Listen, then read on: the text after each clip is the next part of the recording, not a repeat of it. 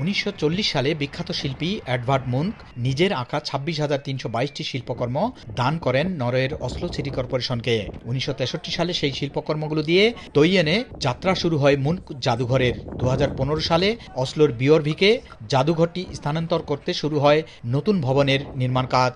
বাংলাদেশি মুদ্রায় 2,800 কোটি টাকায় নির্মিত জাদুঘরটির উদ্বোধন হয় 2021 সালের 22 অক্টোবর।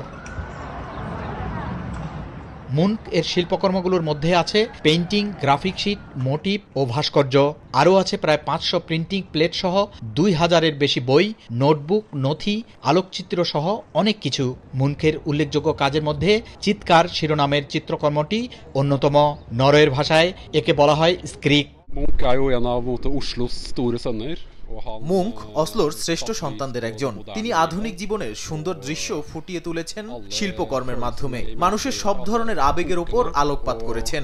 একদিন হাঁটতে গিয়ে স্কিরিক আঁকতে অনুপ্রাণিত হন তিনি। তবে আমার প্রিয় হলো সিকপিকে বা অসুস্থ মেয়ে শিরোনামের শিল্পকর্মটি। এই জাদুঘরে আরো অনেক শিল্পকর্ম আছে।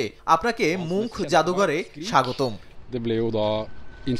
নরওয়ের শিল্পাঙ্গনে যারা অবদান রেখেছেন তাদের মধ্যে এডভার্ড মুনক এর শিল্পকর্মগুলো সবচেয়ে গুরুত্বপূর্ণ হিসেবে বিবেচনা করেন সংশ্লিষ্টরা। এই জাদুঘরটি একজন একক শিল্পীর সম্মানে পৃথিবীর সবচেয়ে বৃহত্তম জাদুঘরগুলির মধ্যে অন্যতম। আর এই জাদুঘরটি দৃষ্টিনন্দন নির্মাণশৈলী দেখতে দেশ বিদেশের পর্যটকরা এখানে সমবেত হন প্রতিদিন। জাহাঙ্গীর আকাশ, সময় সংবাদ, অসলো, নরওয়ে।